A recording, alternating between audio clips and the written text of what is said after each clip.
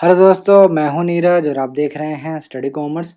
और आज हम इस वीडियो में प्राइसिंग स्ट्रेटजीज के बारे में बात करने वाले हैं। आप हमारे लेक्चर के पीडीएफ भी डाउनलोड कर सकते हैं एट जस्ट ₹500। आप इस दिए गए नंबर पे हमें पे कर सकते हैं। नंबर है 7317240017। आप हमें फ़ोन पे, गूगल पे या किसी भी यूपीआई के थ्रू पेमेंट कर सकते हैं। और इस ₹500 में आपको डेली एमसीक्यूज भी प्रोवाइड किया जाएगा आपके प्रिपरेशन के लिए। अगर आपको अभी भी कोई डाउट है तो आप इस दिए गए नंबर पे हमें व्हाट्सएप पे कांटेक्ट कर सकते हैं। आपके सिलेबस में प्राइसिंग डिसीजन मेंशन्ड है, जिसके अंतर्गत प्राइसिंग पॉलिसी, प्राइसिंग स्ट्रेटजीज और factor affecting price determination mentioned है। और इसीलिए हम प्राइसिंग स्ट्रेटजीज को डिस्कस कर रहे हैं। प्राइसिंग स्ट्रेटजीज पे मैं कम से कम 3 से 4 वीडियो बनाऊंगा जो डिटेल होगा, एकदम डिटेल्ड एक्सप्लेनेशन होगा। इस वीडियो में मैं मेजर प्राइसिंग स्ट्रेटजीज के बारे में आपको बताऊंगा। इसके नेक्स्ट वीडियो में मैं आपको फैक्टर अफेक्टिंग प्राइस डिटर्मिनेशन बताऊंगा। उसके नेक्स्ट वीडियो में मैं आपको न्यू प्राइसिंग स्ट्रेटजीज बताऊंगा। और उसके नेक्स्ट वीडियो में अगर कोई टॉपिक बचा होगा तो मैं डिटेल में कवर करूंगा। प्राइसिंग स्ट्रेटजी पढ़ने से पहले हमेशा की तरह आप सभी के लिए एक क्वेश्चन। आपको बताना है कि इनमें से कौन सी प्राइसिंग स्ट्रेटजी है जो ये कहती है कि एक प्रोडक्ट का प्राइस सेट करने के लिए एक company cost of production, cost of distribution और सेलिंग कॉस्ट को कंसीडर करती है, साथ ही एक फेयर रेट ऑफ रिटर्न को भी कंसीडर करती है वाइल सेटिंग प्राइस। आपके ऑप्शन है customer value based pricing, next है कॉस्ट बेस्ड प्राइसिंग, नेक्स्ट है कंपटीशन बेस्ड प्राइसिंग या फिर none of these. Comment box में इस क्वेश्चन को अटेम्प्ट करिएगा। वीडियो के एंड में मैं आपको इस क्वेश्चन का आंसर प्रोवाइड कराऊंगा विथ प्रॉपर एक्सप्लेनेशन। मैंने आपको 4 P's ऑफ मार्केटिंग के बारे में बताया था, जिसमें मैंने आपको बताया था कि फर्स्ट होता है प्रोडक्ट, सेकंड होता है प्राइस, थर्ड होता है प्लेस या फिर इसको हम फिजिकल डिस्ट्रीब्यूशन भी कहते हैं, और फोर्थ होता है प्रमोशन। तो इन्हीं 4 P's ऑफ मार्केटिंग से एग्जाम में ज़्यादातर क्वेश्चंस पूछे जाते हैं और इसी 4 P's को हम डिटेल में पढ़ते हैं। तो 4 P's में एक P आता है प्राइस, जिसे हम इस वीडियो में डिस्कस करने वाले हैं। इससे पहले मैंने प्रोडक्ट पे एक वीडियो बना लिया है, तो अगर आपने वो वीडियो नहीं देखा है तो आप आई बटन पे क्लिक करके देख सकते हैं या डिस्क्रिप्शन में भी आपको उसका लिंक मिल जाएगा। तो इस 4 P's ऑफ मार्केटिंग को एक रियल लाइफ एग्जाम्पल से समझने की कोशिश करते हैं। फॉर एग्जाम्पल मैं एक कंपनी का एग्जाम्पल ले लेता हूँ, एप्पल। एप्पल जो कंपनी है वो उसके नाम से आप सभी फेमिलियर होंगे, जानते होंगे। तो एप्पल बहुत सारे फैसिलिटीज़ देता है, जैसे आपको एप्पल आईफोन बना के देता है, आईपैड बना के देता है, मैकबुक बना के देता है, एप्पल वॉच बनाता है, एप्पल पेंसिल बनाता है, टी शर्ट बनाता है। तो ये सारे जो फैसिलिटीज़ हैं वो एप्पल के लिए क्या होगा, प्रोडक्ट होगा। और उस प्रोडक्ट के बदले में जो भी अमाउंट चार्ज किया जाता है वो उस प्रोडक्ट का प्राइस होगा। और प्लेस का मतलब क्या है कि ये सारे प्रोडक्ट एक कस्टमर के लिए कहाँ पे अवेलेबल होगा। फॉर एग्जांपल apple.com से भी आप ये प्रोडक्ट परचेस कर सकते हैं, आप अमेज़ॉन से या फ्लिपकार्ट से भी परचेस कर सकते हैं। इसके अलावा एप्पल के स्टोर से भी आप जाके परचेस कर सकते हैं, जिसे हम एस्पायर कहते हैं। तो ये प्लेस है। प्रमोशन की बात करें तो फॉर एग्जांपल एप्पल कल को एक नया प्रोडक्ट लॉन्च करता है, तो इस नए प्रोडक्ट के बारे में कस्टमर को कैसे पता चलेगा, ये पता चलेगा प्रमोशन के थ्रू। तो प्रमोशन में क्या होता है कि एक कंपनी जो है वो अपने नए प्रोडक्ट के बारे में कस्टमर को बताने की कोशिश करता है। फॉर एग्जांपल एप्पल कल को एक नया आईफोन 13 लॉन्च कर रहा है, तो उसके लिए वो एक नया वीडियो बना देगा, उसे यूट्यूब पे और दूसरे सोशल मीडिया साइट पे वो क्या करेगा, उसे अपलोड करेगा। तो ये 4 P's हैं, प्रोडक्ट, प्राइस, प्लेस, प्रमोशन। जो 3 P's हैं वो कॉस्ट को रिप्रेजेंट करते हैं, जिसमें प्रोडक्ट, प्लेस और प्रमोशन। जो तीनों पी हैं, प्रोडक्ट, प्लेस, प्रमोशन, ये तीनों जो हैं वो कंपनी के लिए कॉस्ट है, यानी कि ये तीनों पी जो है वो कंपनी के कॉस्ट को रिप्रेजेंट करते हैं। फॉर एग्जांपल एप्पल जो है वो प्रोडक्ट बनाता है, तो प्रोडक्ट बनाने में भी उसकी कॉस्ट लगेगी। फिजिकल डिस्ट्रीब्यूशन कराएगा, अपने स्टोर से उसको बेचेगा, तो उसमें भी कॉस्ट लगेगा क्योंकि एम्प्लॉय की सैलरी वहाँ देनी है। प्रमोशन में क्या है, वो ऐड बनाएगा, तो एडवर्टीजमेंट के लिए जो ऐड बनाने वाली कंपनी है उसे पे करेगा, तो प्रमोशन में भी खर्च है। तो जो 3 P's हैं यानी प्रोडक्ट, प्लेस और प्रमोशन, ये कंपनी के लिए कॉस्ट का काम करते हैं, यानी ये तीनों P's कॉस्ट को रिप्रेजेंट करती हैं। और जो प्राइस हैं वो अकेले रेवेन्यू को रिप्रेजेंट करता है, यानी प्राइस जो है वो रेवेन्यू प्रोड्यूस करता है, पैसे इससे आते हैं। इसीलिए जो प्राइसिंग स्ट्रेटजी है वो बहुत ही महत्वपूर्ण होता है। इसीलिए हम प्राइसिंग स्ट्रेटजी को हमेशा ज़्यादा इंपॉर्टेंस देते हैं और डिटेल में उसको पढ़ने की कोशिश करते हैं। तो बेसिक से स्टार्ट करते हैं। सबसे पहले जानते हैं कि प्राइस क्या होता है।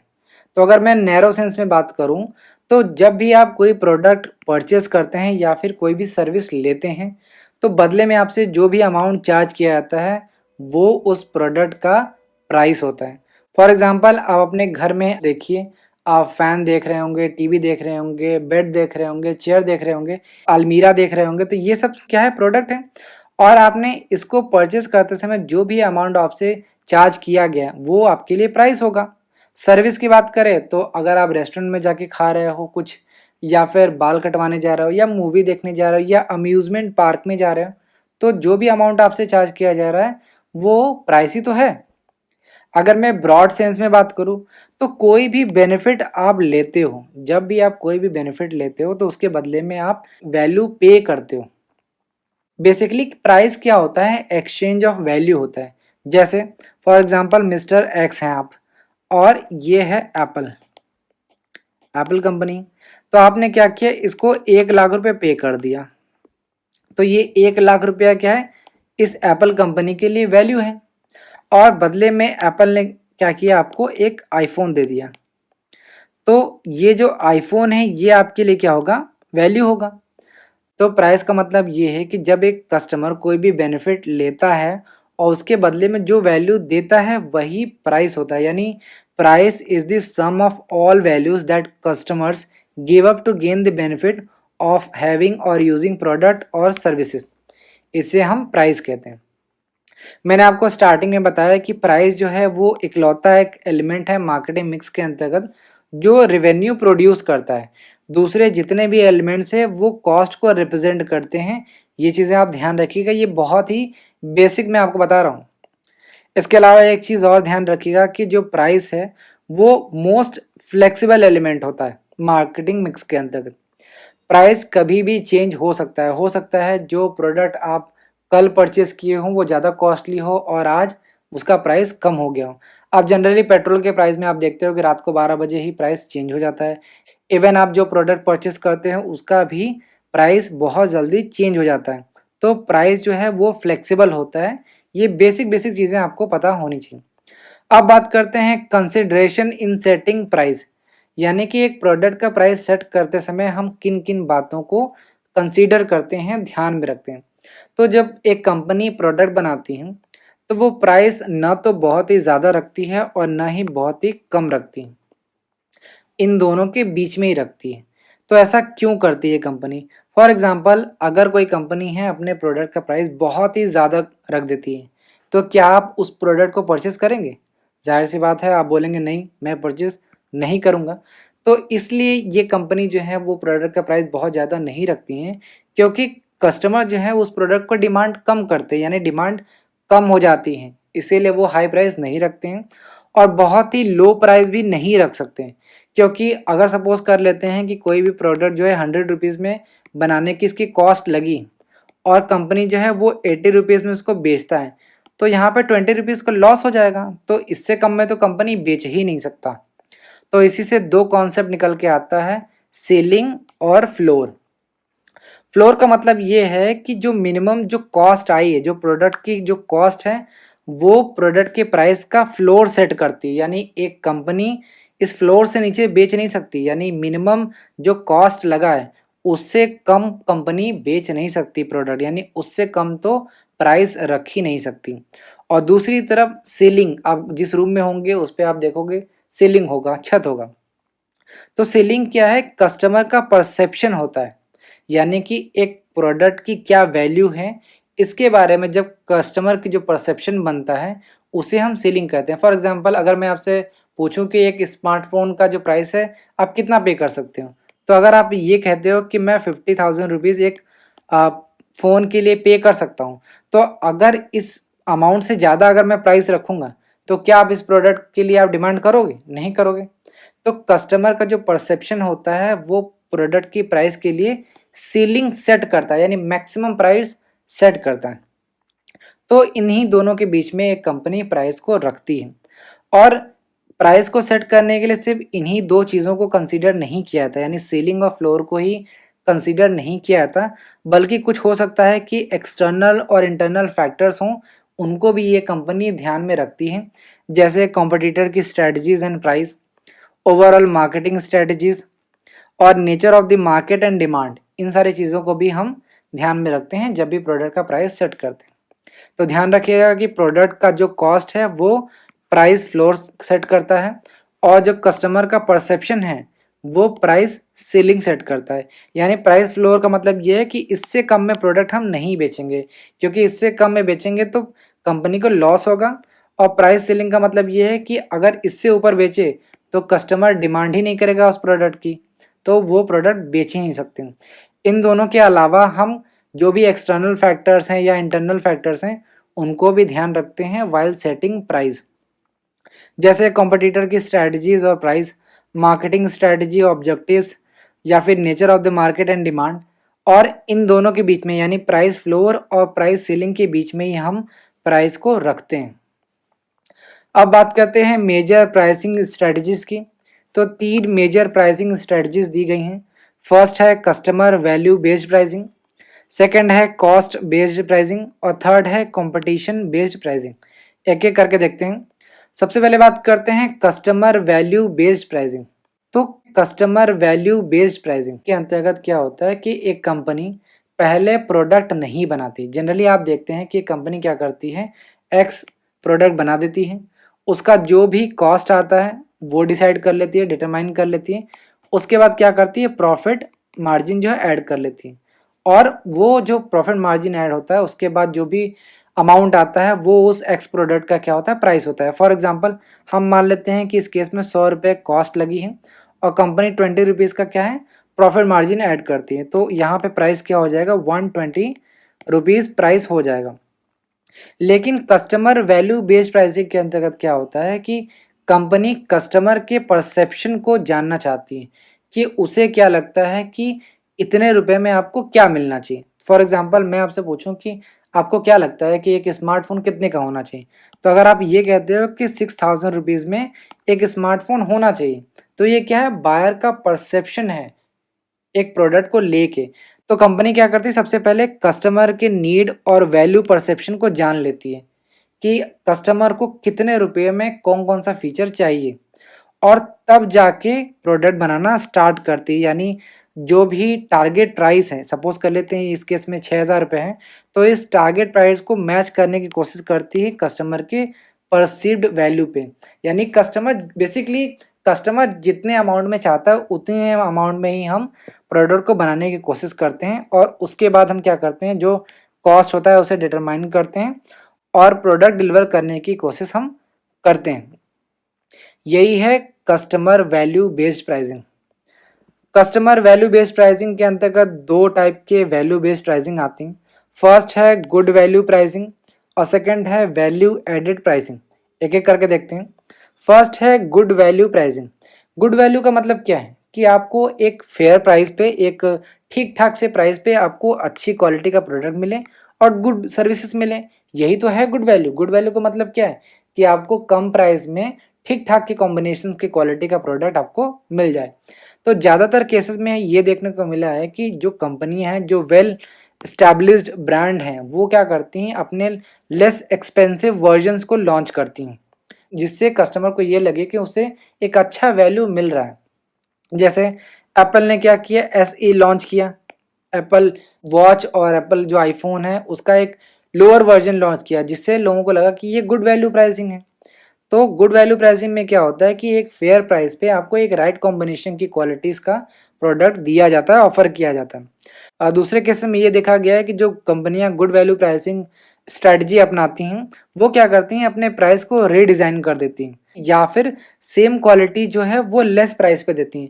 For example Samsung Galaxy S10 plus जो है वो 80,000 रुपीज़ का था, लेकिन कंपनी ने क्या किया, अपने प्राइसिंग स्ट्रेटजीज को क्या किया, चेंज कर दिया, रीडिज़ाइन कर दिया। उसने सैमसंग गैलेक्सी S10e लॉन्च कर दिया और इसका प्राइस रख दिया 51,000।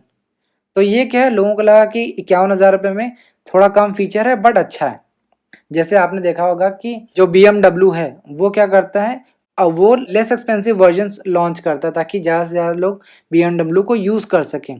तो ये क्या है, एग्जाम्पल है गुड वैल्यू प्राइसिंग का। नेक्स्ट है वैल्यू एडेड प्राइसिंग।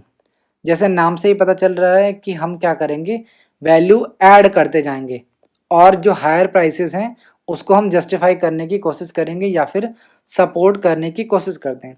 ज़्यादातर जो कंपनी है वो वैल्यू एडेड प्राइसिंग स्ट्रेटजी को अपनाती हैं।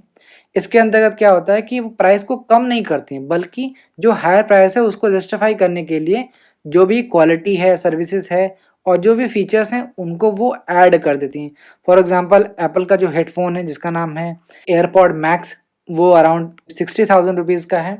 तो ये हेडफोन क्या है, वो अच्छी क्वालिटी का है, यानी आपको ज़्यादा वैल्यू देता है, इसीलिए ये कंपनियां हायर प्राइसेस भी आपसे चार्ज कर लेती हैं।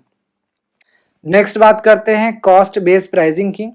तो कॉस्ट बेस्ड प्राइसिंग जैसे नाम से ही पता चल रहा है कि एक कंपनी अपने प्रोडक्ट का जो प्राइस है वो डिटरमाइन करने के लिए कॉस्ट को कंसीडर करती है, यानी कि एक प्रोडक्ट को बनाने में जो भी कॉस्ट आता है उसको वो डिटरमाइन करती है। जैसे कॉस्ट क्या है, कॉस्ट ऑफ प्रोडक्शन क्या होगा, सेलिंग कॉस्ट कितना आता है, इसको कंसीडर करती है। प्लस करती है फेयर रेट ऑफ रिटर्न, यानी कि प्रॉफिट। मान लेते हैं कि 100 रुपये कॉस्ट आया है और प्रॉफिट इसने 20 रुपीज़ ऐड कर लिया, तो प्रोडक्ट का प्राइस क्या होगा, 120 रुपीज़ हो जाएगा। तो कॉस्ट बेस्ड प्राइसिंग के अंतर्गत कंपनी क्या करती है, सबसे पहले एक प्रोडक्ट डिज़ाइन करती हैं, उसके बाद प्रोडक्ट कॉस्ट डिटरमाइन करती हैं, उसके बाद इस कॉस्ट पे प्राइस को सेट करती है, बनाती हैं। उसके बाद कस्टमर को कहती है कि इस प्रोडक्ट पे आप हमारा जो प्रोडक्ट है वो परचेस कर लीजिए। ज़्यादातर जो कंपनियां हैं वो अपने कॉस्ट को कम करने की कोशिश करती हैं ताकि वो और लोअर प्राइस सेट कर सकें। जैसे फॉर एग्जांपल वॉलमार्ट या इंडिगो जो है वो हमेशा अपने कॉस्ट को कम करने की कोशिश करती हैं ताकि प्रॉफिट मार्जिन जो है वो बढ़ा सके। वॉलमार्ट कैसे कम करती है, फॉर एग्जांपल आप साबुन खरीदने जाते हो तो आप कितना साबुन खरीद सकते हो, 1 2 3 4। तो वॉलमार्ट क्या करती है कि पूरे ट्रक का या बहुत बड़े पैमाने पे सोप जो है वो परचेस कर लेती हैं। इससे क्या होता है कि उसको कॉस्ट कम पड़ता है, यानी प्रोडक्ट को लेके आने का जो ट्रांसपोर्टेशन कॉस्ट है वो कम पड़ता है। इतने बल्क में खरीदने से पर यूनिट जो कॉस्ट है वो भी कम आता है। तो इसके बेसिस पे वो ज़्यादा से ज़्यादा कॉस्ट कम करके प्रॉफिट मार्जिन बढ़ा के प्रोडक्ट को बेचती हैं। इसी तरीके से इंडिगो जो भी एयरक्राफ्ट यूज़ करती है वो एक परचेस नहीं करती, वो 25-50 एक साथ ही परचेस कर लेती है ताकि उसकी कॉस्ट उसको कम आए। इसके अलावा जो केबिन में जो स्पेस होता है, जैसे लेग स्पेस है, उसको कम रखती है और बहुत ज़्यादा इंटीरियर पे खर्च नहीं करती है। बहुत सारे तरीके हैं जिससे इंडिगो जो एयरलाइंस है वो कॉस्ट को कम करके प्रॉफिट को बढ़ाने की कोशिश करती हैं। तो ये था कॉस्ट बेस्ड प्राइसिंग। इसी के अंतर्गत एक कॉस्ट प्लस प्राइसिंग आता है। तो ये सिंपलेस्ट प्राइसिंग मेथड है जिसको हम मार्कअप प्राइसिंग भी कहते हैं। इसके अंतर्गत क्या होता है कि प्रोडक्ट का जो कॉस्ट होता है, स्टैंडर्ड जो कॉस्ट है वो तो रखा जाता है, प्लस एक मार्कअप जो प्रॉफिट होता है उसको ऐड कर लिया जाता है।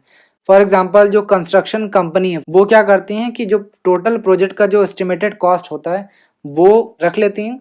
इसके अलावा जो भी उनका प्रॉफिट मार्जिन होता है वो ऐड कर देती हैं और जैसे जैसे जो कॉस्ट बढ़ती जाती है प्रोजेक्ट की वो ऐड करते जाते हैं और प्रॉफिट भी ऐड करते जाते हैं। लास्ट है कंपटीशन बेस्ड प्राइसिंग। तो कंपटीशन बेस्ड प्राइसिंग का मतलब ये है कि जब एक कंपनी अपने प्रोडक्ट का प्राइस सेट करना चाहती है तो वो कॉम्पिटिटर की स्ट्रेटजीज, कॉस्ट, प्राइसिंग और मार्केट ऑफरिंग्स को ध्यान में रखती है। यानी आपके कॉम्पिटिटर्स कौन कौन से फीचर्स दे रहे हैं, कौन कौन से टेक्नोलॉजी वो दे रहे हैं, इन सारे चीज़ों को हम ध्यान में रखते हैं वाइल सेटिंग प्राइस। यहाँ पे इसका मतलब ये बिल्कुल भी नहीं है कि अगर आपका कॉम्पिटिटर्स जो है वो 10 रुपये का प्रोडक्ट दे रहा है तो आप भी 10 रुपये का दें, ये बिल्कुल नहीं है। और इसका मतलब ये भी नहीं है कि अगर आपका कॉम्पिटिटर 10 रुपये में प्रोडक्ट दे रहा है तो आप 9 रुपये में दो, ये भी नहीं है।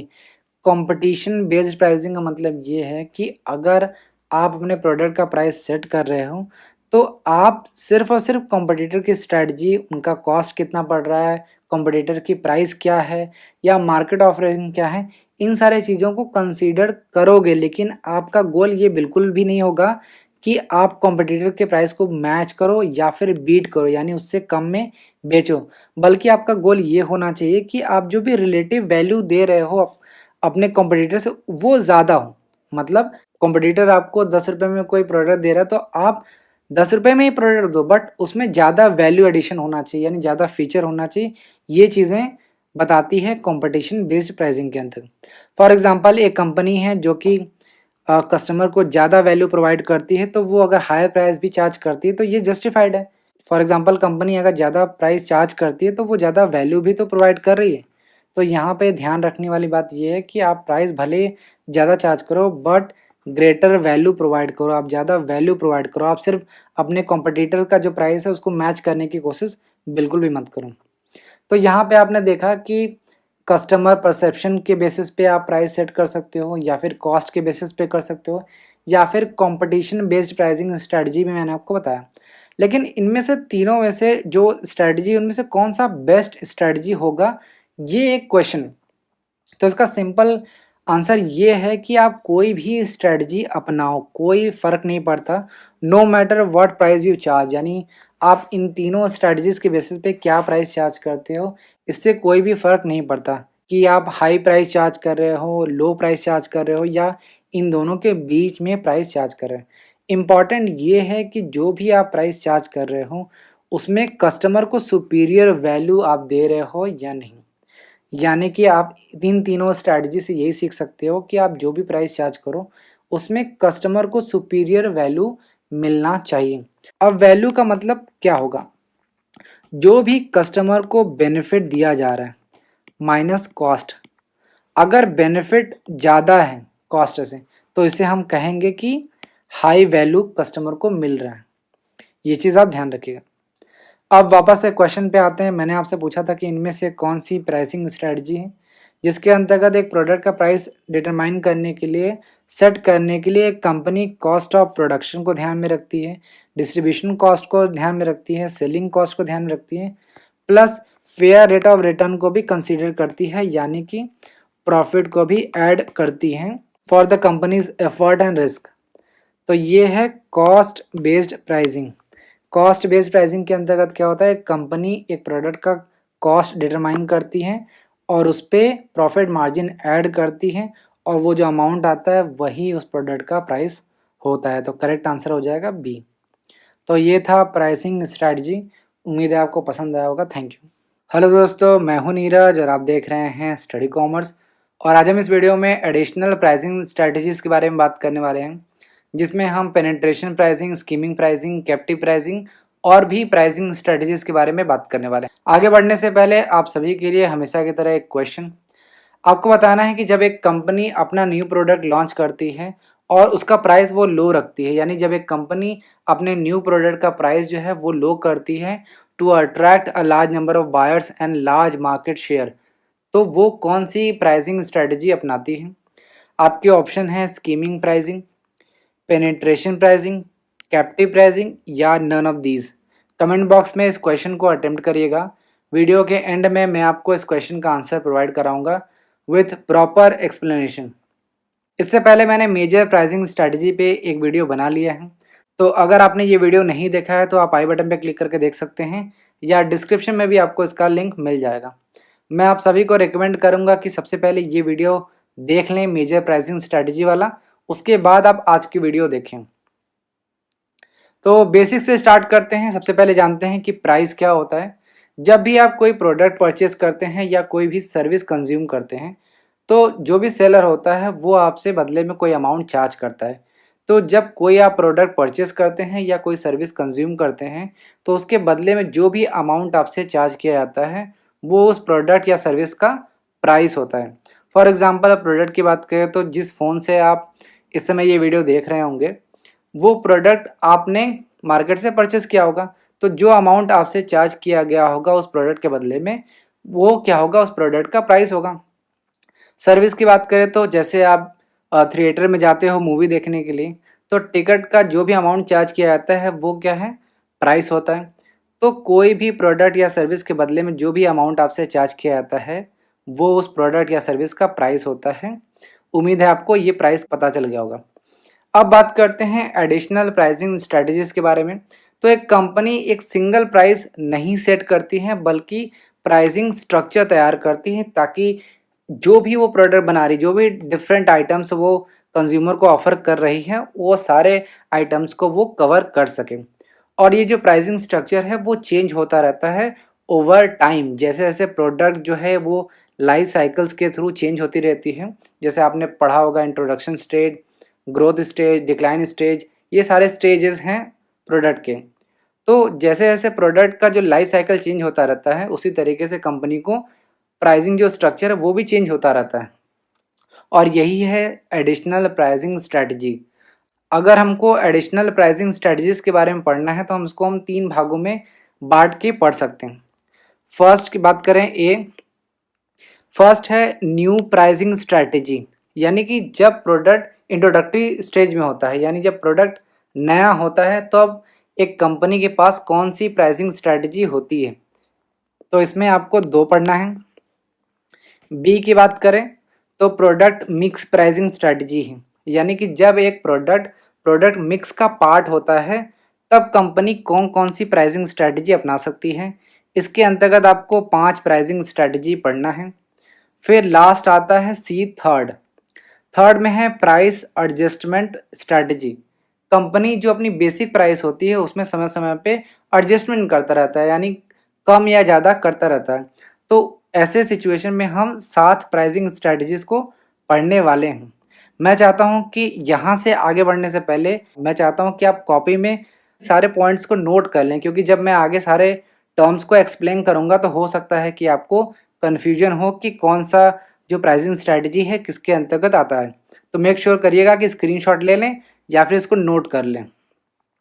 तो सबसे पहले बात करते हैं न्यू प्रोडक्ट प्राइसिंग स्ट्रैटेजी की, यानी कि इंट्रोडक्टरी स्टेज में जब प्रोडक्ट नया होता है तो एक कंपनी कौन सी प्राइसिंग स्ट्रैटेजी अपना सकती है। यहाँ पे ध्यान रखिएगा कि जब नया प्रोडक्ट होता है तो ये बहुत ही चैलेंजिंग होता है कंपनी के लिए कि क्या प्राइस रखें। ऐसे में दो ब्रॉड स्ट्रैटेजी सामने आती हैं।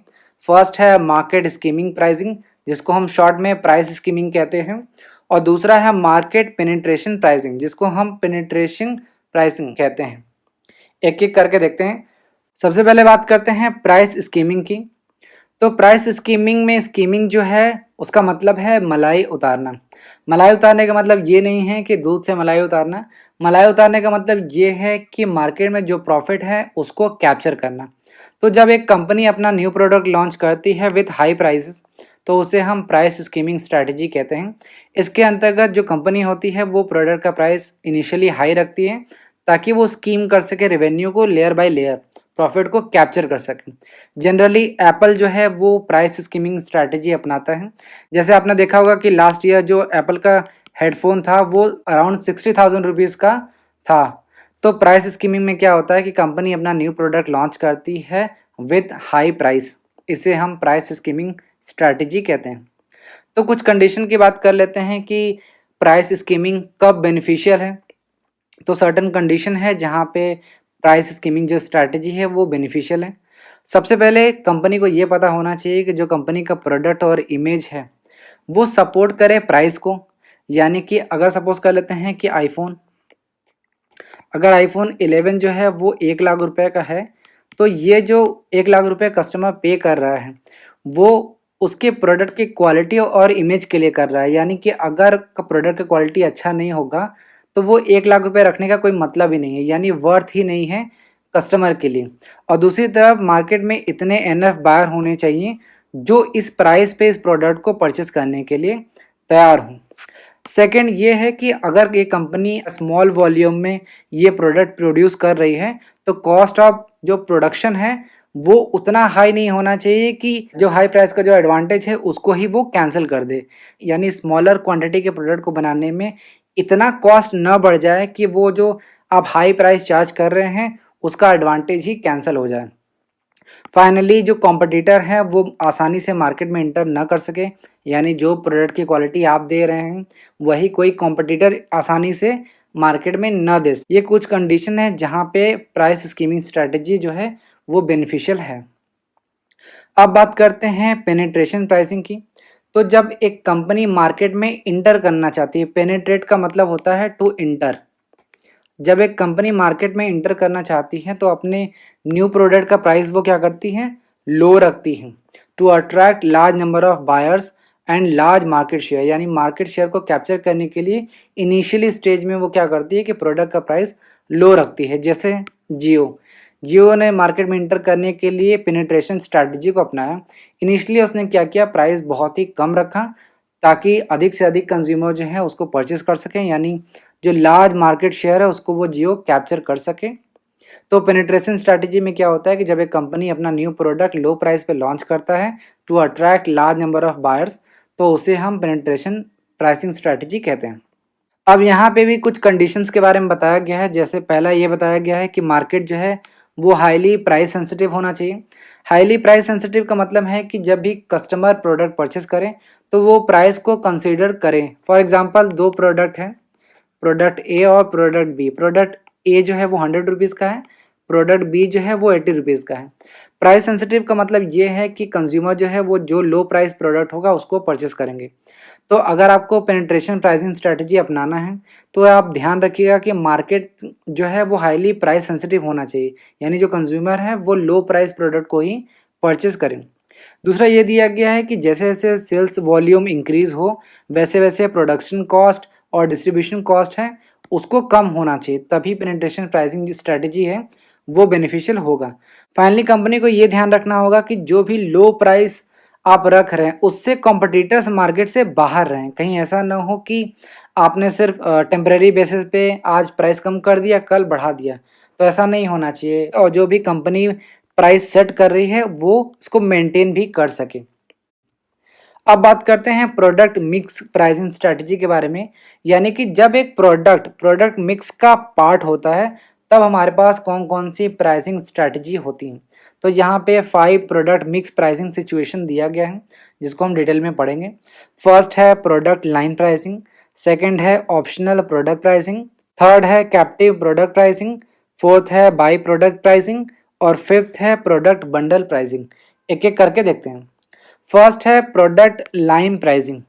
प्रोडक्ट लाइन का मतलब होता है कि जब एक कंपनी सिमिलर प्रोडक्ट बनाता है जो कि सेम तरीके की यूटिलिटी आपको देती है। जैसे फॉर एग्जांपल फ़ोन, अब एक कंपनी बहुत सारे फ़ोन बनाती हैं, जैसे आईफोन है तो आईफोन 7, 8, 9, 10 इसी तरीके से अलग अलग फ़ोन बनाता है। तो इसे हम एक प्रोडक्ट लाइन के अंतर्गत रखते हैं। जैसे आप स्कूल में जब गए होंगे तो आपने देखा होगा कि जो प्रेयर की लाइन होती है वो अलग अलग होती है, यानी गर्ल्स की अलग होती हैं, बॉयज़ की अलग होती है।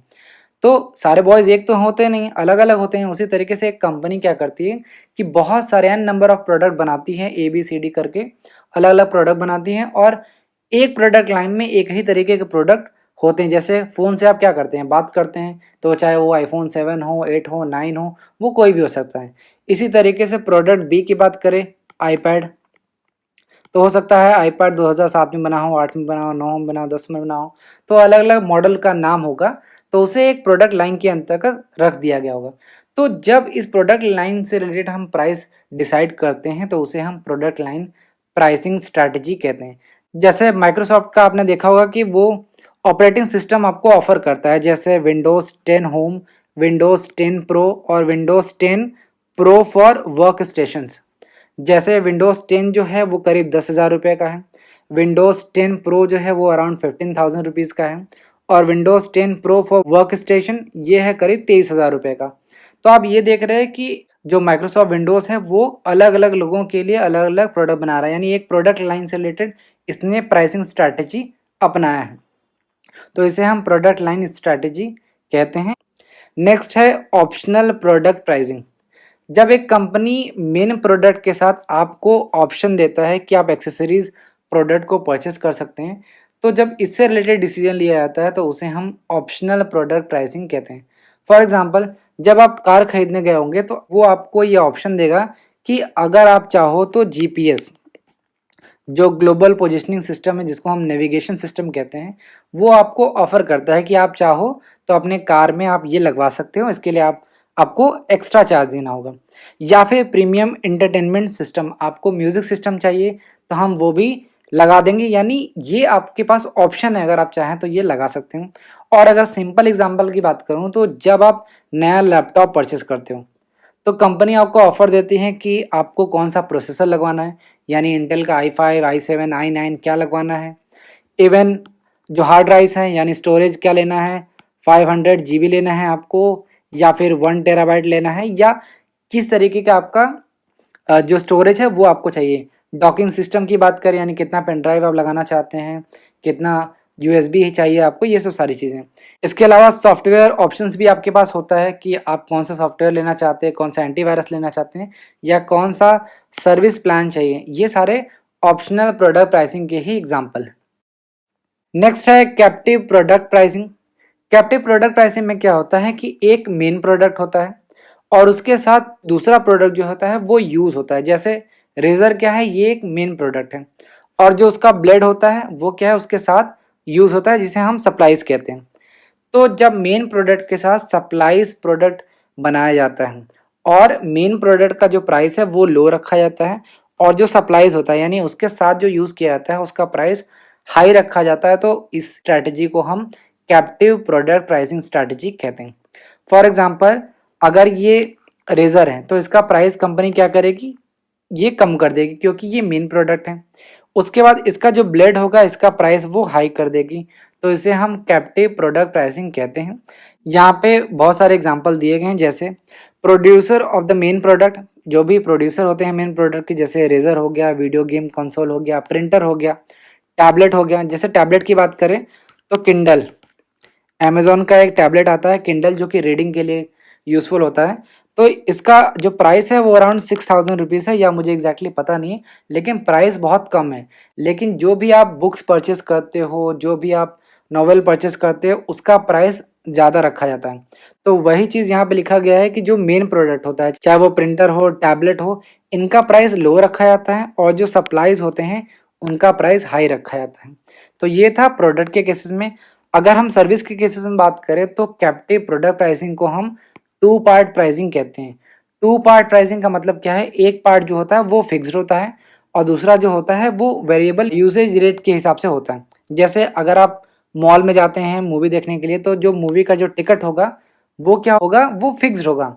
लेकिन उसके साथ जो भी एडिशनल सर्विसेज आप लेते हैं, जैसे वहाँ पे फूड लेते हैं या फिर कोई दूसरी फैसिलिटीज़ लेते हैं, तो वो उसका कॉस्ट आपको ज़्यादा पड़ेगा। जैसे अगर आपने मॉल में पानी की बॉटल खरीदी होगी तो वो उसका कॉस्ट ज़्यादा होता है, अगर आप उसको बाहर से खरीदेंगे तो वो आपको सस्ते में मिल जाएगा।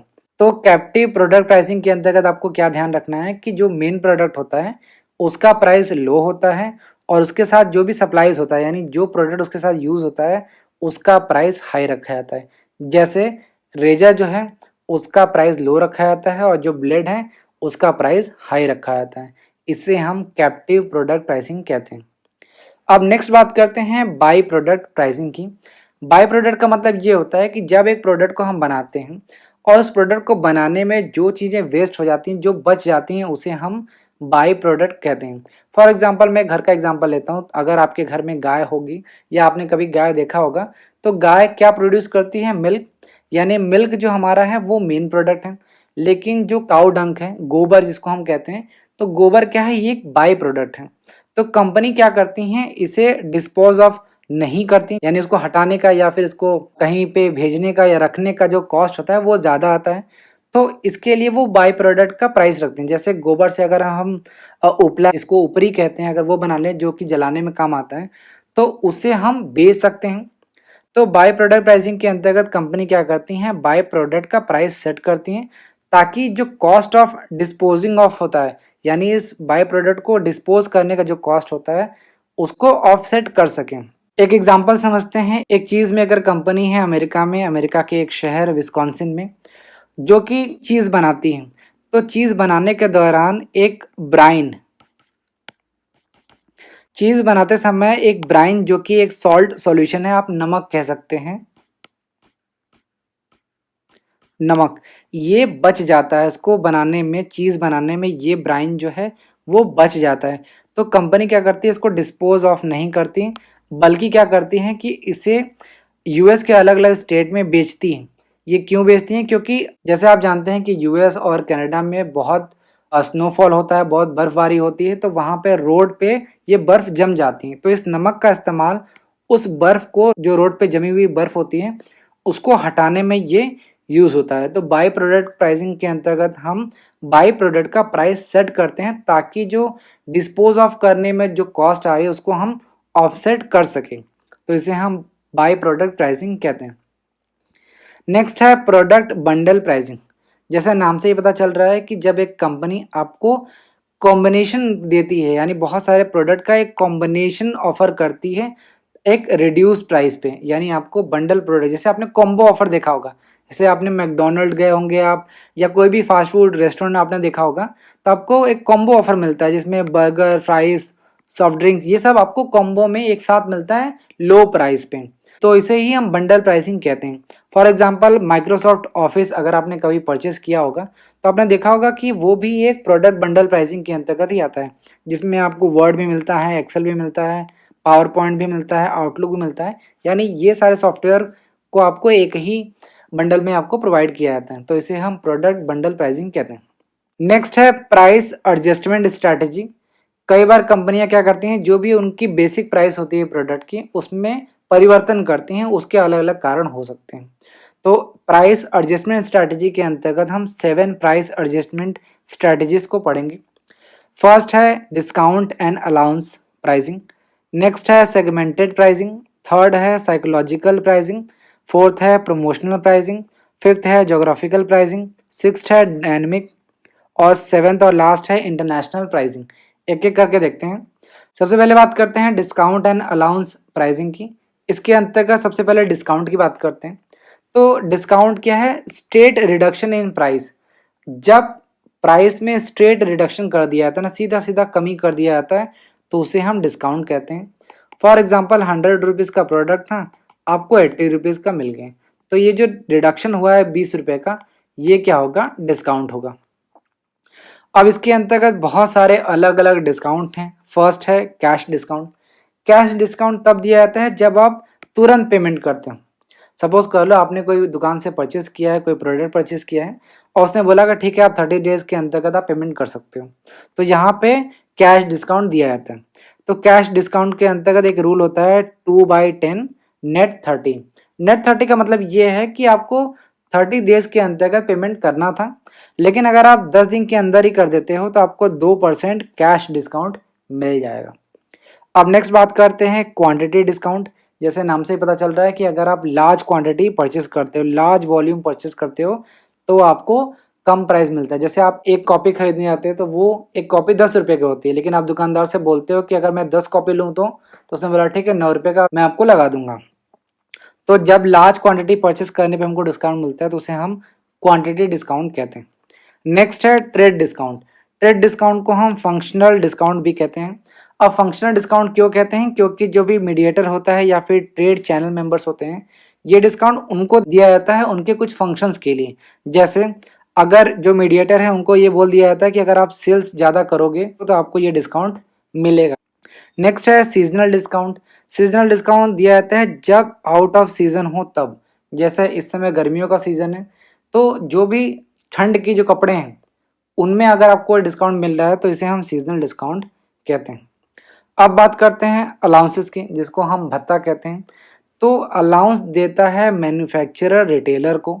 एक तरीके से ये प्रमोशनल मनी ही होता है, यानी कि जो मैन्युफैक्चरर होता है वो ये बोलता है कि ठीक है आप मेरा जो प्रोडक्ट है उसको प्रचार करो, उसको एडवर्टाइज करो, मैं आपको उसके बदले पैसे दूंगा। अब ये पैसे दो तरीके से दिया जा सकता है, या तो डायरेक्ट उसको अलाउंसेस के रूप में पेमेंट कर दिया जाए, या फिर उसके प्राइस में कमी कर दिया जाए।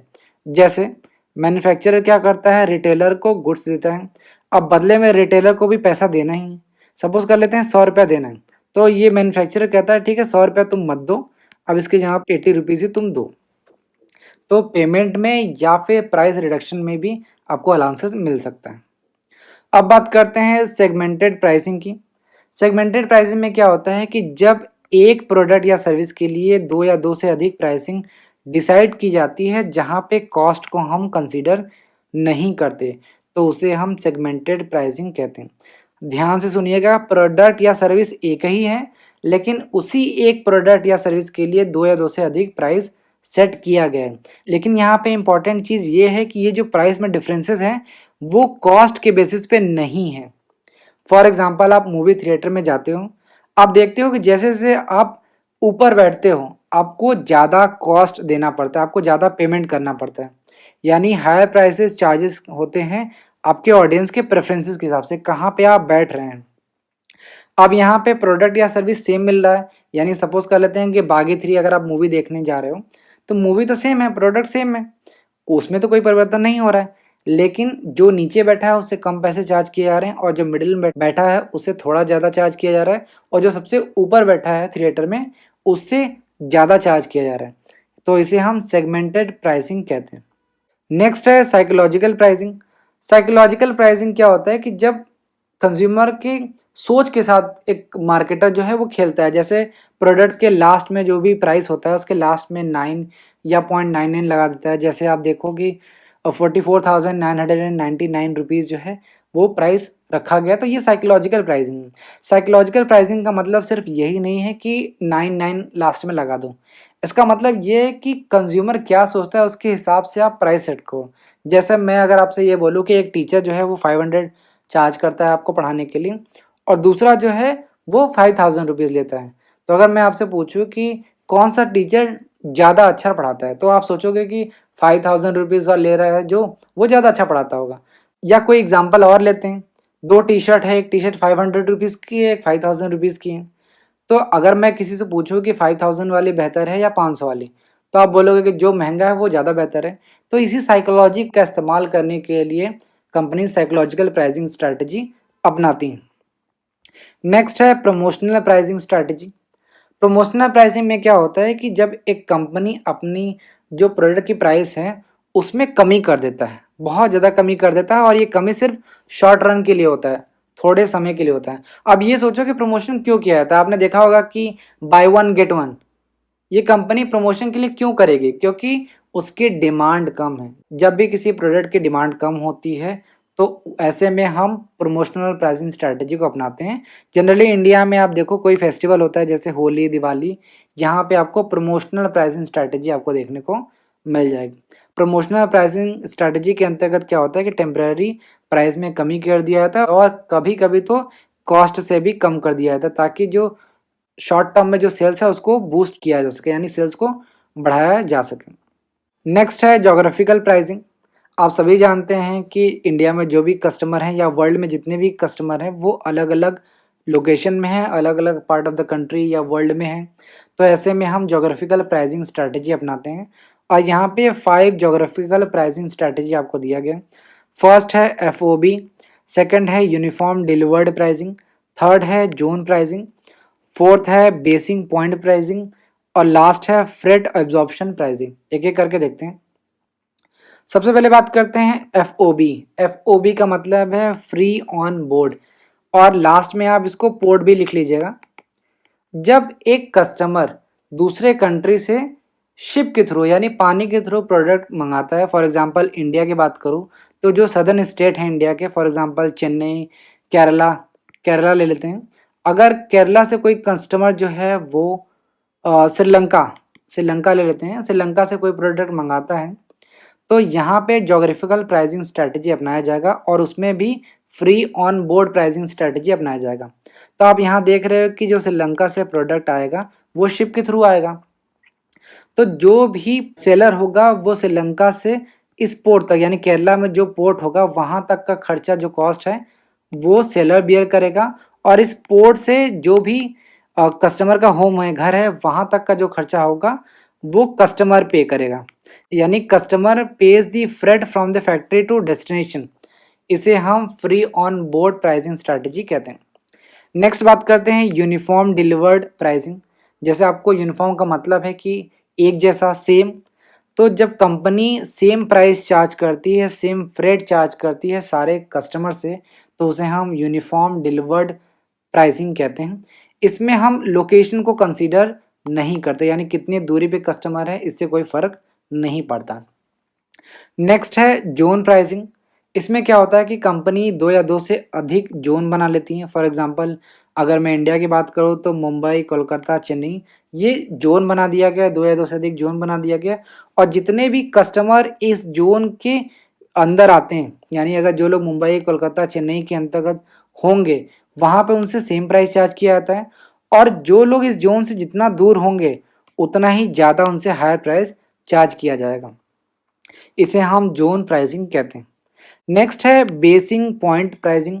बेसिक पॉइंट प्राइसिंग में क्या होता है कि जो सेलर होता है वो किसी सिटी को बेसिक पॉइंट डिजिग्नेट कर देता है, यानी उसे बोल देता है कि ये बेसिक पॉइंट है। फॉर एग्जांपल इंडिया में अगर दिल्ली को बेसिक पॉइंट बना दिया गया तो वहाँ से जितने भी कस्टमर जितने दूर होंगे उनसे वो अमाउंट चार्ज किया जाएगा। नेक्स्ट है freight absorption pricing. Freight absorption pricing के अंतर्गत क्या होता है कि जो सेलर है वो फ्रेट यानी भाड़ा जो है उसको एब्जॉर्ब करता है, यानी सारा वहन वो खुद करता है, वो सारा पेमेंट खुद ही करता है जो भी भाड़े का होता है। तो हो सकता है कि जो सेलर है वो पूरा एब्जॉर्ब करे या फिर फ्रेट का कुछ भाग जो है भाड़े का जो कुछ हिस्सा है वो खुद पेमेंट करे, इसे हम फ्रेट एब्जॉर्प्शन प्राइसिंग कहते हैं। नेक्स्ट बात करते हैं डायनेमिक प्राइसिंग। डायनेमिक प्राइसिंग में क्या होता है, प्रोडक्ट का जो प्राइस होता है या सर्विस का जो प्राइस होता है वो फिक्स नहीं होता है, यानी डायनेमिक होता है। जैसे अगर आप एयरलाइंस की बात करें तो अगर आप मुंबई टू दिल्ली अगर आज देखोगे तो हो सकता है 7,000 हो, कल देखोगे तो हो सकता है 8,000 रुपीज़ हो। तो जब हम सर्विस की बात करते हैं चाहे वो रिटेलर हो, एयरलाइंस हो, होटल्स हो, यहाँ पे क्या होता है कि हमेशा प्राइस चेंज होता रहता है कंटिन्यूस बेसिस पे, यानी कि हो सकता है कुछ घंटे बेसिस पे या फिर डेली बेसिस पे या वीकली बेसिस पे प्राइस चेंज होता रहता है। तो इसे हम डायनेमिक प्राइसिंग स्ट्रैटेजी कहते हैं। लास्ट है इंटरनेशनल प्राइसिंग। इंटरनेशनल प्राइसिंग तब अपनाया जाता है जब एक कंपनी अपना प्रोडक्ट इंटरनेशनली सेल करता है। अब यहाँ पे हो सकता है कि कुछ कंपनी जो है वो इंटरनेशनली प्राइस अपने प्रोडक्ट का सेम रखें, और हो सकता है कि कुछ कंपनी अपने प्रोडक्ट का जो प्राइस है इंटरनेशनली वो अलग अलग रखें।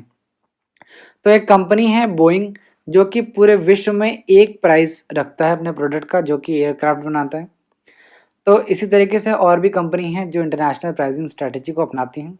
यहाँ पे एक चीज़ ध्यान रखिएगा कि जो कंपनी इंटरनेशनल प्राइसिंग स्ट्रैटेजी अपनाती है उसे कुछ चीज़ों कुछ फैक्टर्स का ध्यान रखना होता है, जैसे जिस कंट्री में ये प्रोडक्ट बेचने वाली है उसकी जो इकोनॉमिक कंडीशन उस कंट्री की वो कैसी है, कॉम्पिटिटिव सिचुएशन कैसा है, लॉज एंड रेगुलेशन कैसा है, वहाँ पे होल सेलिंग और रिटेलिंग सिस्टम किस तरीके का है, ये सब कंसीडर करना पड़ता है वाइल डिसाइडिंग इंटरनेशनल प्राइसिंग। तो मैंने आपको एडिशनल प्राइसिंग स्ट्रैटेजी के अंतर्गत बताया कि आप 3 भागों में इसका अध्ययन कर सकते हैं, पढ़ सकते हैं इसको।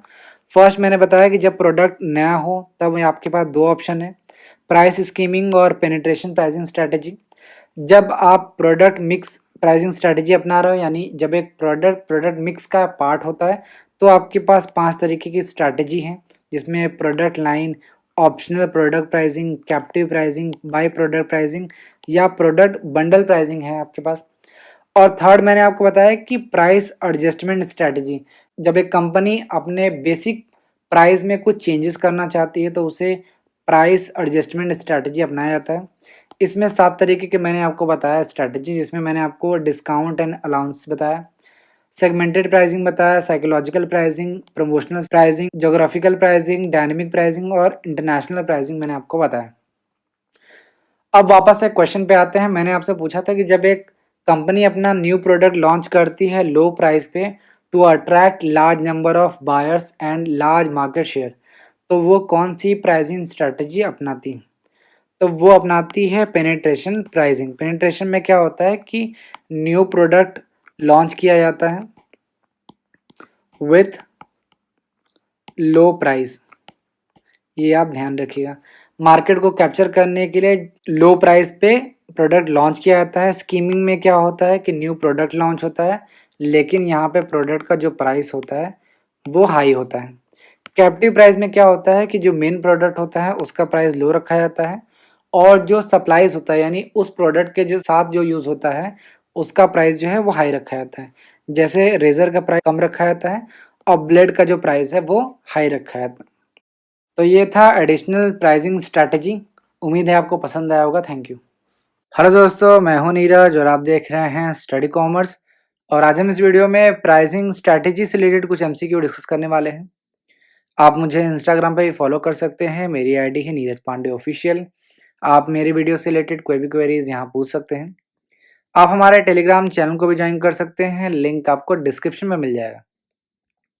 तो आज हम प्राइसिंग स्ट्रैटेजी से रिलेटेड कुछ एमसीक्यू डिस्कस करने वाले हैं। तो इस वीडियो को आप एक टेस्ट की तरह ले सकते हो। आप अपने कंसेप्चुअल क्लैरिटी को चेक कर सकते हो कि आपको कितने कंसेप्ट पता है। अगर नहीं पता है तो भी इस वीडियो में मैं आपको वो सारे कंसेप्ट बताऊंगा। तो फर्स्ट क्वेश्चन देखते हैं। आपके सामने दो स्टेटमेंट दे रखा है और आपसे पूछ रहा है कि कौन सा स्टेटमेंट ट्रू है और कौन सा फॉल्स। एक बार स्टेटमेंट देख लेते हैं। फर्स्ट स्टेटमेंट कह रहा है in competition based pricing strategy setting price of a product based on competitors strategy cost price and market offerings.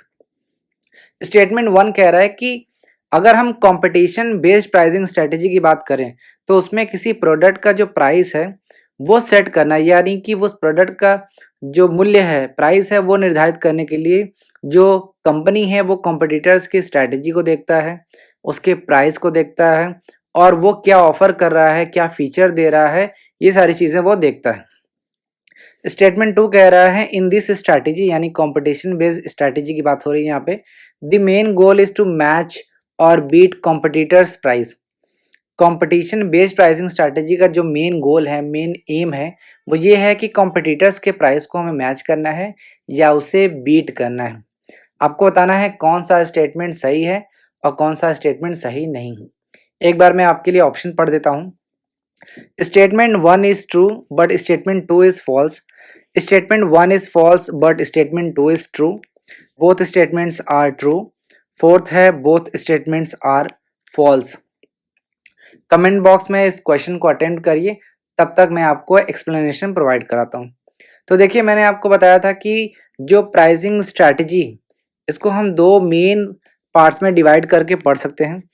तो फर्स्ट पार्ट क्या होता है, मेजर प्राइसिंग स्ट्रैटेजी, और दूसरा क्या होता है, additional pricing strategy.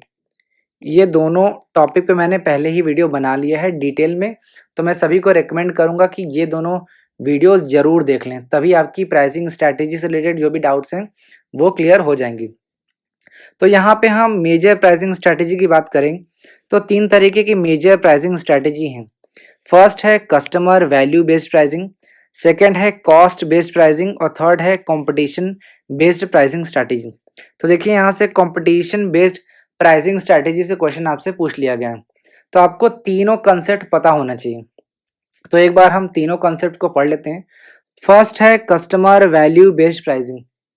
Customer value based pricing को हम वैल्यू बेस्ड प्राइसिंग के नाम से भी जानते हैं। अब कस्टमर वैल्यू बेस्ड प्राइसिंग को समझने से पहले आपको ये समझना होगा कि एक कंपनी अपने प्रोडक्ट की प्राइसिंग किस तरीके से करती है, यानी कंपनी अपने प्रोडक्ट का क्या प्राइस होगा कैसे निर्धारित करती है, कैसे वो प्राइस सेट करती है। जनरल केसेस की बात करूं मैं, तो कोई कंपनी अगर कोई प्रोडक्ट बना रही है, सपोज कर लेते हैं कि कोई कंपनी है जो स्मार्टफोन बना रही है, तो स्मार्टफोन बनाने में बहुत सारे खर्चे होंगे, जैसे स्क्रीन को परचेस करना, बैटरी को परचेस करना, प्रोसेसर को परचेस करना, कैमरा होगा, उसमें बहुत सारी चीज़ें होंगी। तो सारे चीज़ों को परचेस करने के बाद जो कॉस्ट आएगी वो कॉस्ट कंपनी एक जगह नोट कर लेती होगी। उसके बाद कंपनी भी अपना एक शेयर रखती होगी, यानी प्रॉफिट मार्जिन रखती होगी। तो इन्हीं दोनों का जो कॉम्बिनेशन होता है वही प्राइसिंग होता है। सपोज कर लेते हैं कि किसी कंपनी की जो कॉस्ट है वो 100 रुपीज़ है और वो 30 रुपीज़ मार्जिन रखता है, तो उस प्रोडक्ट की जो प्राइस होगी वो कितनी होगी, 130 रुपीज़ होगी। तो यहाँ पे ये जनरल सेंस की बात थी कि जनरली एक प्रोडक्ट की प्राइसिंग कैसे निर्धारित की जाती है या कैसे सेट की जाती है। लेकिन जब हम बात करते हैं कस्टमर वैल्यू बेस्ड प्राइसिंग की, तो सबसे पहले हम कस्टमर की वैल्यू क्या है, यानी उसे क्या चाहिए हमसे, ये पता करने की कोशिश करते हैं। यानी कंपनी सबसे पहले कंज्यूमर की नीड क्या है और वैल्यू परसेप्शन क्या है उसको असेस करते हैं, उसको आइडेंटिफाई करते हैं। यहाँ पे आपको वैल्यू का मतलब पता होना चाहिए। वैल्यू का क्या मतलब है, बेनिफिट माइनस कॉस्ट। ये कंज्यूमर के पर्सपेक्टिव से है, यानी कंज्यूमर के लिए वैल्यू का क्या मतलब है। सपोज कर लेते हैं कि जो कंज्यूमर है उसको ज़्यादा बेनिफिट मिल रहा है और उसको कॉस्ट जो है वो कम पे करना पड़ता है, तो यहाँ पे हम ये कहेंगे ना कि कंज्यूमर को हाई वैल्यू मिल रहा है। फॉर एग्जांपल, अगर मैं एक स्मार्टफोन की बात करूँ, जैसे Xiaomi या और कोई ब्रांड अगर बनाता है, सपोज कर लेते हैं कोई कंपनी है जो 10,000 रुपये में एक अच्छा स्मार्टफोन प्रोवाइड कराता है, यानी उसमें कैमरा अच्छा है, बैटरी अच्छी है और भी जो फीचर्स हैं वो काफ़ी अच्छे हैं।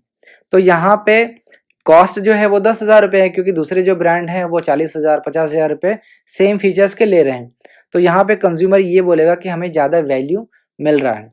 तो कस्टमर वैल्यू बेस्ड प्राइसिंग के अंतर्गत क्या होता है कि कंपनी कंज्यूमर की नीड को आइडेंटिफाई करता है। जैसे यहाँ पे हमने ये कहा कि कंज्यूमर को फ़ोन की नीड है। वैल्यू परसेप्शन की बात करें तो कंज्यूमर को 10,000 रुपये में ये फीचर चाहिए, तो ये क्या हो गया, वैल्यू परसेप्शन हो गया। तो सबसे पहले कंपनी कंज्यूमर की नीड और वैल्यू परसेप्शन को असेस करती है। उसके बाद एक टारगेट प्राइस को सेट करती है ताकि कंज्यूमर की जो भी परसीव्ड नीड है उसको मैच किया जा सकते हैं। उसके बाद जो भी खर्चे होते हैं उनको एक जगह एग्रीगेट किया जाता है, यानी जो भी कॉस्ट है उनको डिटरमाइन किया जाता है। उसके बाद कंपनी जो है वो प्रोडक्ट को डिज़ाइन करती है और प्रोडक्ट बना के कंज्यूमर को डिलीवर करती है। यानी कि कंपनी जो प्रोडक्ट बनाती है वो डायरेक्टली प्रोडक्ट नहीं बनाती है, बल्कि कंज्यूमर की नीड और वैल्यू परसेप्शन को जानने के बाद ही बनाती है। या यहाँ पे ये कह सकते हैं कि जो कस्टमर वैल्यू बेस्ड प्राइसिंग है वो स्टार्ट होती है कंज्यूमर से। तो ये था कस्टमर वैल्यू बेस्ड प्राइसिंग। अब बात करते हैं कॉस्ट बेस्ड प्राइसिंग। तो अभी मैंने जो जनरल केस बताया वही कॉस्ट बेस्ड प्राइसिंग है। यानी सबसे पहले कंपनी क्या करती है कि वो एक प्रोडक्ट डिज़ाइन कर देती है, जो भी कॉस्ट उसमें लगता है उसको डिटरमाइन कर देती है, और जो भी प्रॉफिट मार्जिन है वो सेट करके एक प्राइस सेट कर देती है, और उसी पे जो कस्टमर हैं उनको कन्विंस करती है कि आप इसी प्राइस पे परचेस कर लो। कॉस्ट बेस्ड प्राइसिंग का मतलब क्या है, सबसे पहले कंपनी प्रोडक्ट डिज़ाइन कर लेगी, उसके बाद जो भी कॉस्ट है, जैसे मैंने आपको पीछे बताया कि 100 रुपीज़ कॉस्ट लगा प्लस 30 रुपीज़ जो है उसने मार्जिन सेट कर लिया, तो यही कॉस्ट बेस्ड प्राइसिंग। यहाँ पे ध्यान रखो कि कॉस्ट का मतलब क्या है कि जो प्राइसिंग सेट होगी वो कॉस्ट पे बेस्ड होगी, जो भी कॉस्ट आएगा प्लस प्रॉफिट मार्जिन, और वही अल्टीमेट जो लास्ट होगा वो आपका प्राइस होगा। तो ये था कॉस्ट बेस्ड प्राइसिंग। अब एक डिफरेंस देख लेते हैं बिटवीन कॉस्ट बेस्ड प्राइसिंग और value based pricing. Cost based pricing में क्या होता है कि सबसे पहले प्रोडक्ट बना दिया जाता है, उसके बाद जो है कंज्यूमर को कन्विंस किया जाता है कि आप उसको परचेज करो। तो यहाँ पे सबसे पहले प्रोडक्ट बना दिया जाएगा, फिर कन्विंस किया जाएगा कि आप इस प्रोडक्ट को परचेज कर लो। लेकिन वैल्यू बेस्ड प्राइसिंग में क्या होता है कि हम कन्विंस नहीं करते कंज्यूमर को, सबसे पहले हम जान लेते हैं कि कंज्यूमर की क्या नीड और वैल्यू परसेप्शन है, तब जाके जो भी वो कंज्यूमर डिमांड करता है कि हमें इतने 1000 में या इतने लाख में प्रोडक्ट चाहिए, तो तभी उस प्रोडक्ट को वो कंपनी बनाती है। तो अब लास्ट बात करते हैं competition based pricing. Competition based pricing में क्या होता है कि जब दो कंपनी है, सपोज कर ले ए और बी, अगर ए को अपना प्रोडक्ट का एक्स प्रोडक्ट मान लेते हैं, इसका प्राइस डिसाइड करना है, तो वो क्या करेगा, वो अपने कॉम्पिटिटर्स यानी जो बी है उसकी स्ट्रैटेजीज को देखेगा कि जो बी कंपनी है वो कौन कौन सी स्ट्रैटेजी लेके आ रहा है, उसकी क्या कॉस्ट है, उसकी क्या प्राइसिंग है, और क्या उसकी मार्केट ऑफरिंग्स हैं। यानी कि जो बी कंपनी है वो कौन कौन से फीचर्स दे रहा है, कौन कौन सी सर्विसेज प्रोवाइड कर रहा है, ये सब सारी चीज़ों को इवैल्यूएट करके ही जो ए कंपनी है वो अपने प्रोडक्ट की प्राइसिंग डिसाइड करेगा। यहाँ पे एक चीज़ ध्यान रखिएगा कि कंपटीशन बेस्ड प्राइसिंग का बिल्कुल भी ये नहीं मतलब है कि आप अपने कॉम्पिटिटर्स के प्राइस को मैच करें। सपोज कर लेते हैं कि आपका जो कॉम्पिटिटर है वो 100 रुपीज़ में प्रोडक्ट देता है, तो आप भी 100 रुपये में दो, ये ज़रूरी नहीं है। और ये भी ध्यान रखना कि कंपटीशन बेस्ड प्राइसिंग के अंतर्गत ये भी नहीं है कि आप कॉम्पिटिटर्स के प्राइस को बीट करो। यानी अगर जो बी कंपनी है वो 100 रुपीज़ में दे रहा है, तो आप 90 रुपीज़ में दो, इसका मतलब ये भी नहीं है। कंपटीशन बेस्ड प्राइसिंग का सिंपली मतलब ये है कि जब भी आप अपने प्रोडक्ट का प्राइस सेट करना चाहते हो, तो आप अपने कॉम्पिटिटर्स के जो प्राइस है उनको देखो, उनके प्रोडक्ट को बनाने में कितना कॉस्ट आ रहा है, वो कौन कौन से फीचर्स दे रहे हैं, ये सब सारी चीज़ें देखो। कंपटीशन बेस्ड प्राइसिंग का बिल्कुल मतलब ये नहीं है कि आप कंपटीटर के प्राइस से कम प्राइस में बेचो, या जितने में कंपटीटर बेच रहा है उतने में ही बेचो, ये बिल्कुल भी नहीं है। तो अब वापस से क्वेश्चन पे आते हैं, दोनों स्टेटमेंट को एक बार फिर से इवैल्यूएट करते हैं। फर्स्ट स्टेटमेंट कह रहा है कि in competition based pricing strategy setting price of a product is based on competitors strategy, cost, price and market offering. तो ये बिल्कुल सही है, क्योंकि मैंने कंपटीशन बेस्ड प्राइसिंग स्ट्रैटेजी पे आपको यही बताया कि इसके अंतर्गत एक कंपनी अपने प्रोडक्ट का प्राइस निर्धारित करते समय अपने कॉम्पिटिटर्स के बारे में जानती है कि उसकी क्या स्ट्रैटेजी है, वो कितने प्राइस में प्रोडक्ट को बेच रहा है, उसकी क्या कॉस्ट है, या वो कौन कौन से फीचर्स को दे रहा है कंज्यूमर को। तो ये सारी चीज़ें देख के ही अपने प्रोडक्ट की प्राइसिंग सेट करता है। स्टेटमेंट 2 देखते हैं। In this strategy the main goal is to match और बीट कॉम्पिटिटर्स प्राइस। ये गलत है, क्योंकि मैंने कंपटीशन बेस्ड प्राइसिंग स्ट्रैटेजी में आपको ये बताया कि जो इसका मेन गोल है वो ये है कि हमें कॉम्पिटिटर्स के प्राइस को मैच नहीं करना है और न ही कॉम्पिटिटर्स के प्राइस को बीट करना है। यानी कॉम्पिटिटर्स अगर 90 रुपये में दे रहा है तो आपको 80 रुपये में नहीं देना है और ना ही 90 रुपये में देना है। आपको सिर्फ कॉम्पिटिटर्स के जो भी स्ट्रैटेजी है, प्राइसिंग टेक्निक्स है या मार्केट ऑफरिंग है, उनको ऑब्जर्व करना है। उसके बाद आप अपने प्रोडक्ट की जो प्राइसिंग है वो सेट कर सकते हो। तो यहाँ पे स्टेटमेंट 1 करेक्ट है और सेकंड जो है वो इनकरेक्ट है। तो करेक्ट आंसर हो जाएगा A. Statement 1 is true but statement 2 is false. अब आइए नेक्स्ट क्वेश्चन देखते हैं। Which of the following steps of customer value based pricing decision process is in sequence. अभी मैंने आपको customer value based pricing strategy बताया। आपको बताना है कि customer value based pricing decision process में कौन कौन से सीक्वेंस आते हैं, यानी आपको कौन सा फर्स्ट स्टेप लेना है, कौन सा सेकंड लेना है, कौन सा थर्ड और कौन सा फोर्थ स्टेप लेना है। ऑप्शंस पढ़ देता हूं मैं आपके लिए। Set target price to match customer perceived value, design product to deliver desired value at target price, determine cost that can be incurred, assess customer need and value perceptions. ये आपके सामने ऑप्शंस है। तो मैंने आपको अभी कस्टमर वैल्यू बेस्ड प्राइसिंग पढ़ा है। मैंने अभी आपको बताया कि चाहे आप वैल्यू बेस्ड प्राइसिंग कहो चाहे कस्टमर वैल्यू बेस्ड प्राइसिंग कहो, दोनों का मतलब एक ही है। तो वैल्यू बेस्ड प्राइसिंग के अंतर्गत हम क्या करते हैं, सबसे पहले कंज्यूमर की नीड और वैल्यू परसेप्शन को जानने की कोशिश करते हैं। उसके बाद एक जो टारगेट प्राइस है वो सेट करते हैं। उसके बाद जो भी कॉस्ट आती है उसको हम निकालते हैं और उसके बाद एक प्रोडक्ट बना के कंज्यूमर को डिलीवर कर देते हैं। तो सबसे पहले हम क्या करेंगे, कंज्यूमर की नीड और वैल्यू परसेप्शन को आइडेंटिफाई करेंगे। तो यहाँ पे जो भी फोर्थ ऑप्शन है वही सही होगा, तो आप दो जो ऑप्शन है उसको एलिमिनेट कर सकते हैं। तो ये फर्स्ट स्टेप हो जाएगा। सेकंड स्टेप है टारगेट प्राइस सेट करना कि हमें कितने में प्रोडक्ट बनाना है, जहाँ पे मैंने आपको 10,000 रुपये बताया था। तो ये हो जाएगा सेकंड स्टेप। उसके बाद होगा determine cost that can be incurred. जो भी कॉस्ट आपकी आएगी उसको आप डिटरमाइन करोगे। उसके बाद फाइनली आप प्रोडक्ट को बनाओगे, डिजाइन करोगे। तो यहाँ पे जो डी ऑप्शन है वो बिल्कुल सही हो जाएगा, यानी फोर्थ, फर्स्ट, थर्ड और सेकंड ये करेक्ट सीक्वेंस है। अब आइए नेक्स्ट क्वेश्चन देखते हैं। Which of the following piece of marketing represent revenue for the company. मैंने आपको 4 पीस ऑफ मार्केटिंग पढ़ाया है। आपको बताना है इनमें से कौन सा पी है जो कंपनी के लिए रेवेन्यू रिप्रेजेंट करती है, यानी कंपनी के लिए रेवेन्यू है। Product, price, place, promotion. Options देख लेते हैं, क्या ओनली ए है, ओनली बी, या ए और बी है, या फिर चारों ए बी सी डी। तो मैंने आपको बताया था जब मैं 4 पीस ऑफ मार्केटिंग पढ़ा रहा था, तो मैंने आपको बताया था कि जो प्राइस है ये एक अकेला सोर्स ऑफ रेवेन्यू है कंपनी के लिए। यानी प्राइस 4 पीस ऑफ मार्केटिंग के अंतर्गत जो पी है यानी प्राइस है, उसी से कंपनी को रेवेन्यू जनरेट होता है। चाहे आप प्रोडक्ट की बात करो, चाहे प्लेस की बात करो, चाहे प्रमोशन की बात करो, ये तीनों कंपनी के लिए एक तरीके के एक्सपेंसेस हैं। जब भी कंपनी प्रोडक्ट बनाएगी वो एक तरीके का खर्चा है कंपनी के लिए। जब भी डिस्ट्रीब्यूशन करेगी तो भी वो खर्चा ही है।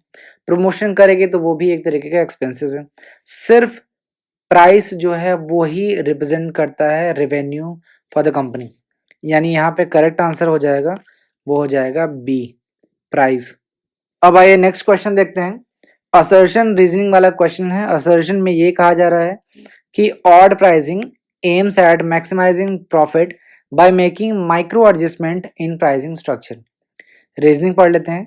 Odd pricing refers to a price ending in 1, 3, 5, 7 or 9. When examining a price, the first digits carry more weightage than the last. Options पढ़ लेता हूं मैं आपके लिए। A is right and R is wrong. A is wrong and R is right, या both are right या both are wrong. तो सबसे पहले आपको पता होना चाहिए कि ऑड प्राइसिंग क्या होता है। जब भी आप प्राइस देखते हो तो कभी आप ये देखते हो 799 रुपीज़, या होता है 599 रुपीज़, या फिर 649 रुपीज़, ये लास्ट में आप देख रहे हो 9, इसको ऑड प्राइसिंग बोलते हैं। कोई ज़रूरी नहीं है कि 9 ही हो, यहाँ पे 1 हो सकता है, 3 हो सकता है, 5 और 7 भी हो सकता है। तो इसे हम ऑड प्राइसिंग बोलते हैं। और इसका जो मेन ऑब्जेक्टिव क्या होता है वो होता है मैक्सिमाइजिंग प्रॉफिट, प्रॉफिट को मैक्सिमाइज करना है, क्योंकि कंज्यूमर को लगता है उसे 800 रुपीज़ नहीं बल्कि 700 रुपीज़ ही परचेज करने को मिल रहा है, बहुत ज़्यादा कॉस्टली नहीं है प्रोडक्ट। तो odd pricing aim at maximising profit by making micro adjustment in pricing structure. तो ये बिल्कुल स्टेटमेंट सही है, क्योंकि हम बहुत छोटा सा परिवर्तन कर रहे हैं। रीजनिंग देखते हैं। Odd pricing refers to a price ending in 1, 3, 5, 7 और 9, ये भी सही है। यहाँ पे रीजनिंग जो दिया गया वो बिल्कुल करेक्ट है, क्योंकि यहाँ पे जो लास्ट जो फर्स्ट डिजिट है वो ज़्यादा वेटेज रखता है। हम लास्ट जो 1 डिजिट होता है उस पर एज अ कंज्यूमर ज़्यादा फोकस करते हैं। और ऑड प्राइसिंग का जो ऑब्जेक्टिव है ये आप ध्यान रखिएगा, टू मैक्सिमाइज प्रॉफिट। तो यहाँ पे असर्जन और रीजनिंग दोनों ही करेक्ट हैं। तो करेक्ट आंसर हो जाएगा C, both A and R right. अब आइए आज का लास्ट क्वेश्चन देखते हैं। In India which pricing practice is not permissible. आपको बताना है कि इनमें से कौन सा ऑप्शन है जो इंडिया में अलाउड नहीं, यानी प्राइसिंग प्रैक्टिसेस जो है वो इंडिया में अलाउड नहीं है, परमिसेबल नहीं। ऑप्शंस पढ़ देता हूं मैं आपके लिए। Penetrating pricing, skimming pricing, predatory pricing या ऑल ऑफ द अबव। एक एक करके समझ लेते हैं। सबसे पहले पेनेट्रेटिंग प्राइसिंग का क्या मतलब होता है। जब एक कंपनी अपना न्यू प्रोडक्ट लॉन्च करती है with low price to enter the market. Penetrate का क्या मतलब होता है, एंटर करना, मार्केट में एंटर करना चाहती है या अपनी जो मार्केट शेयर है उसको इंक्रीज करना चाहती है। फॉर एग्जांपल जियो। तो जियो ने क्या किया कि जब वो आया तो वो अपने प्रोडक्ट की प्राइस बहुत कम रखी उसने। नेक्स्ट है स्कीमिंग प्राइसिंग। जब कंपनी अपने न्यू प्रोडक्ट को लॉन्च करती है विथ हाई प्राइस, और इसका ऑब्जेक्टिव क्या होता है, टू स्कीम द मार्केट, यानी to maximise profit. Profit maximise करने के लिए हाई प्राइस रखती है जब भी वो नया प्रोडक्ट लॉन्च करती है, तो उसे हम स्कीमिंग प्राइसिंग कहते हैं। एग्जाम्पल आप याद कर सकते हैं एप्पल। एप्पल जब भी अपना नया प्रोडक्ट लॉन्च करती है तो उसकी प्राइसिंग काफ़ी हाई होती है। लास्ट है प्रेडेटरी प्राइसिंग। प्रेडेटरी प्राइसिंग में क्या होता है कि एक कंपनी अपने प्रोडक्ट का प्राइस इस कदर से कम कर देता है कि कभी कभी वो बिलो कॉस्ट चला जाता है, यानी जो उसकी कॉस्ट है उससे भी कम में वो अपने प्रोडक्ट को बेचता है। और इसका जो ऑब्जेक्टिव होता है वो ये होता है कि वो अपने जो राइवल फर्म है इसको मार्केट से आउट करना चाहता है, इसलिए वो प्रोडक्ट को बिलो कॉस्ट बेचता है। यहाँ पे ध्यान रखिएगा, हो सकता है कि जो फर्म या कंपनी है वो मोनोपोली भी स्टैब्लिश करना चाहती हो। और एक और चीज़ ध्यान रखिएगा कि जो प्रेडेटरी प्राइसिंग है वो सिर्फ शॉर्ट टर्म में ही पॉसिबल है, क्योंकि लॉन्ग टर्म में कोई भी कंपनी सरवाइव नहीं कर पाएगी। एक एग्जांपल मैं आपको देता हूँ कि जैसे ओला कैब। एक टाइम पे ओला कैब पे ये एलिगेशन था कि जो भी स्पेंड हो रहा है, कंपनी जो भी सर्विस दे रही है वो हो रहा है 574 पर ट्रिप, लेकिन जो भी मेड है, जो भी उसको मिल रहा है वो हो रहा है 344 रुपीज़ पर ट्रिप, यानी कि 230 रुपये जो है वो पर ट्रिप कंपनी को लॉस हो रहा है। यहाँ पे ध्यान रखिएगा कि ये पर ट्रिप है। एक बार फिर मैं आपको समझा देता हूँ कि ओला कैब पे ये एलिगेशन था कि जो ओला कंपनी है वो पर ट्रिप को कंप्लीट करने में 574 रुपये खर्च करती है और उससे सिर्फ मिलता है 344 रुपये, 344 रुपीज़ वो कमा पाती है, और लॉस जो टोटल है वो 230 पर ट्रिप है। तो ये एलिगेशन था ओला कैब पे। ये भी एक एग्जांपल है प्रेडेटरी प्राइसिंग का। जियो का भी आप एग्जांपल ले सकते हैं, जियो ने भी अपने कॉस्ट प्राइस से कम में अपनी सर्विसेज प्रोवाइड की। तो प्रेडेटरी प्राइसिंग जो है वो इंडिया में परमिसिबल बिल्कुल नहीं है, क्योंकि इससे आप देखो कि कंपटीशन कितना खत्म हो जाएगा एक तरीके से। अगर इस तरीके से आप करोगे तो कंपटीशन ही खत्म हो जाएगा। तो ये रिस्ट्रिक्ट है under MRTP act. MRTP act जो बनाया गया था इन द ईयर 1969, इसके अंतर्गत ये रिस्ट्रिक्ट है। एमआरटीपी का पूरा नाम आप जानते ही होंगे, monopolistic and restrictive trade practices. इसको भी रिप्लेस कर दिया गया था कंपटीशन एक्ट से। दी कंपटीशन एक्ट है 2002। तो इंडिया में प्रेडेटरी प्राइसिंग अलाउड नहीं है। तो फिफ्थ का करेक्ट आंसर हो जाएगा सी। अगर आपको अभी भी कोई डाउट है तो आप इस दिए गए नंबर पे हमें व्हाट्सएप पे कांटेक्ट कर सकते हैं। तो ये था प्राइसिंग स्ट्रैटेजी से रिलेटेड कुछ एमसीक्यू। उम्मीद है आपको पसंद आया होगा। Thank you.